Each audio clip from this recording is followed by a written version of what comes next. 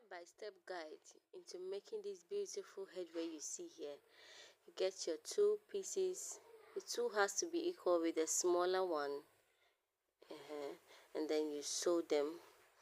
After sewing them to the end, make sure it's easy and tight. Then you turn it over.